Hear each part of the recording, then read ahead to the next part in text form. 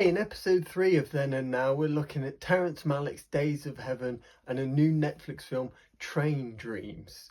One is a film where time feels like wind moving through wheat and human lives flicker against a vast, indifferent landscape. Days of Heaven follows itinerant labourers drifting through early 20th century America, searching for work, meaning, and a place to belong. Train Dreams echoes that same era, a logger in Idaho whose life feels both fleeting and enormous, carried by memory, loss, and the slow turning of the world. Terrence Malick films the land as a character in Days of Heaven. There are skies that stretch forever, fields shimmering with light, and people dwarfed by the scale of creation. The story becomes elemental, fire, wheat, wind, desire, all unfolding in near mythic silence. Train Dreams responds decades later with a gentler, more linear form of that same philosophy. Joel Edgerton's Robert Grenier barely speaks, yet the film traces his entire life in gestures, felling ancient trees, loving briefly, grieving deeply.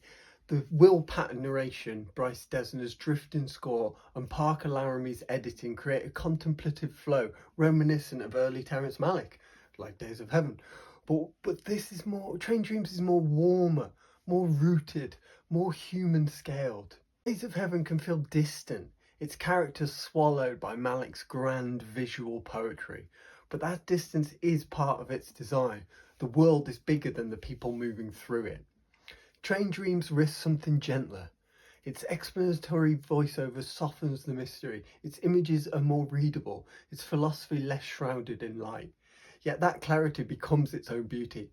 It honours smallness, ephemerality, the weight of one life carried quietly across decades. Together these films reveal how time moves differently when the land is allowed to speak. Malick through mythic light, Train Dreams through humble memory. A perfect pairing of flickering lives in an endless world. Do you prefer mythic distance or human scaled quiet? Let me know if you've seen either of these films, and if not, save this video for your next double feature.